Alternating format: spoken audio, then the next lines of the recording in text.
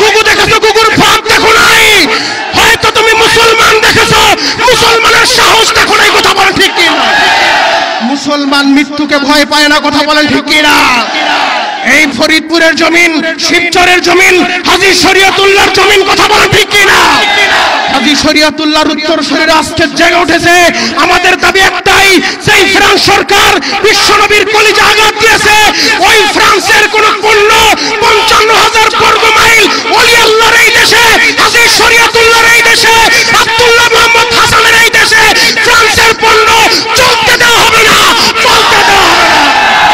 ফরাইজি আন্দোলন কর্তৃক আয়োজিত উপস্থিত আজকে ফরাইজি আন্দোলনের আমাদের সংগ্রামী আমির আল্লামা আব্দুল্লাহ মোহাম্মদ হাসান সাহেব, আজকে আমরা এই শিবচরের মাটিতে যেই কারণে জমা হয়েছে আপনারা জানেন, সেই ফ্রান্সের জমিনে রাষ্ট্রীয় পৃষ্ঠপোষকতায় বিশ্বনবী সাল্লাল্লাহু আলাইহি ওয়াসাল্লামকে নিয়ে ব্যঙ্গচিত্র করে পৌনে 200 কোটি মুসলমানের কলিজা আগুন লাগিয়েছে। কথা বলেন ঠিক কি না?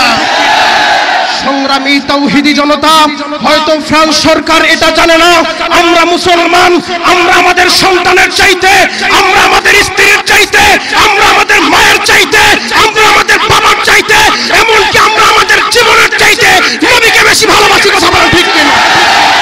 ফ্রান্স সরকার, হয়তো তোমার জানা নাই, আমরা মুসলমান, আমরা ওমরের জাতি, আমরা মুসলমান, আমরা হযরত আলীর জাতি। কথা বলেন ঠিক কিনা?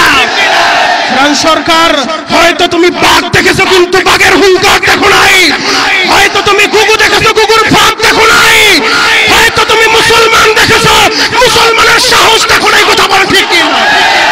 মুসলমান মৃত্যুকে ভয় পায় না। কথা বলেন ঠিক কি না?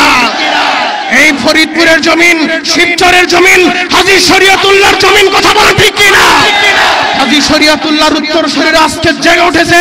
আমাদের দাবি একটাই, সেই ফ্রান্স সরকার বিশ্বনবীর কলিজা আঘাত দিয়েছে, ওই ফ্রান্সের কোন পণ্য ৫৫,০০০ বর্গ মাইল ওলি আল্লাহর এই দেশে, হাজী শরীয়তুল্লাহর এই দেশে, আব্দুল্লাহ মোহাম্মদ হাসানের এই দেশে ফ্রান্সের পণ্য চলতে দেওয়া হবে না, চলতে দেওয়া হবে না।